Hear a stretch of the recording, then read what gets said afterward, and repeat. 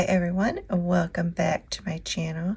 I am so glad you're here with me. I am playing around with my Cricut Maker 3 today, and I am going to try to make some postage stamps. And I have made this design here, and I'm trying out this new perforation blade. So let's see how it goes. Show you how I added the perforation lines to this stamp. And this image, you can just search over in images and search the word stamp and you'll find one. And then I go to shapes and I add this line right here. And you see it show up.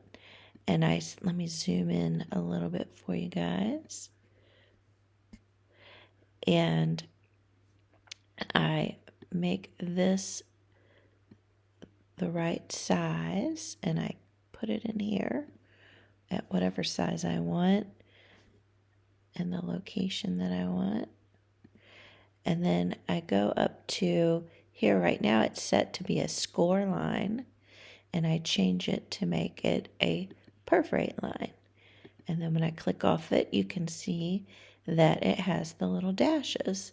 And then I am going to select that line and duplicate it and bring it over onto this side. And then to make them line up, you select both of them and go up to a line. And I'm going to do a line at the top. And so then they both are up here at the top.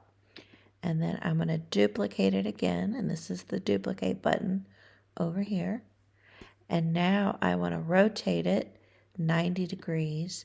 So go up here to the rotate field, type in 90, and then I bring it down and shorten it. And then I want to align it up, and then I'll want to duplicate that one and bring it down to the bottom. And then you can work on aligning these a little bit more so that they look equidistant. Like this one needs to be brought down just a little bit.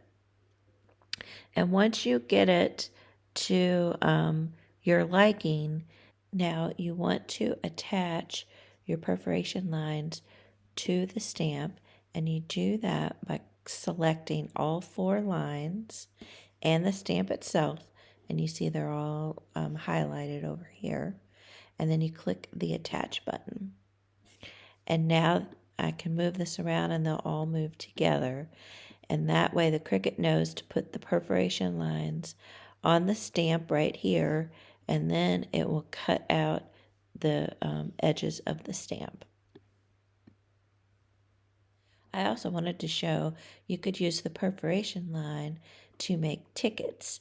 So here again, I just searched under images for ticket, and then once I found the image that I like, I added the perforation line the same way that I added them over here, and then I attached it to the tickets.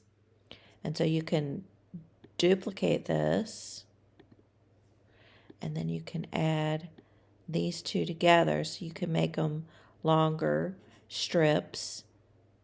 You can add those together right there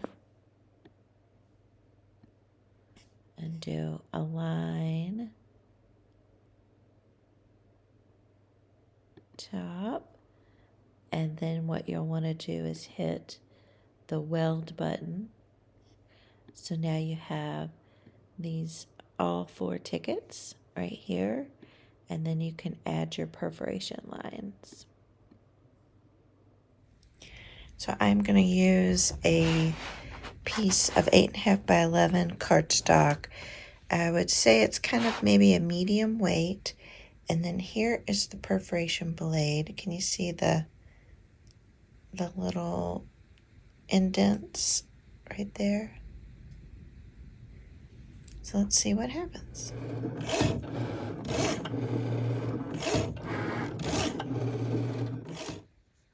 Wanted to show you for the perforated blade, you would need to use this quick swap housing tool, and it only works on the Cricut Maker or the Cricut Maker 3.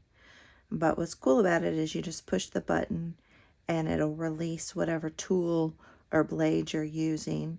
This is the deboss blade or tool. And then to put a new one on, there's only one way it can go on. It lines up and you just push the button down and then you put the next one on there. And the tools that you use with the quick swap housing are the perforated one, the debossing, the wavy blade, and the engraving tool, and the scoring wheel. And those are the ones that you use with the quick swap housing. There is a separate tool like this that has the rotary blade, but you cannot swap out that one. It's all a single piece. Once it finished doing all of the perforation lines, it tells me to put the fine point blade in and hit the go button.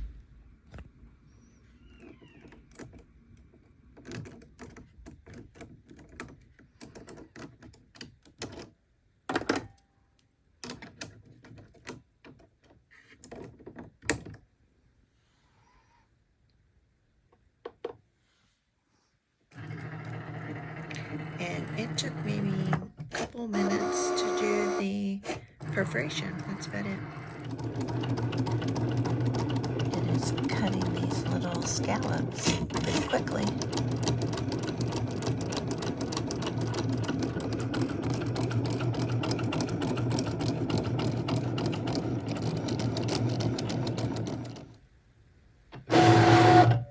It's done. Took about 5 minutes, I think. Let's see if it worked. I got 20 stamps out of this 8.5 by 11 piece of cardstock and hardly any scrap left. Let's take a closer look at these. So you can see the perforation right there and then the scalloped edge. I even did it on a decorative piece. And then here it is on a smaller one. I think those look pretty cool. I'll have to see if I can go even smaller. But I think this will be fun to decorate these up. Make sure to check out the video where I decorate these into postage stamps. And thanks again for watching. Remember to hit that like button. And I will see you all on the next video. Love ya.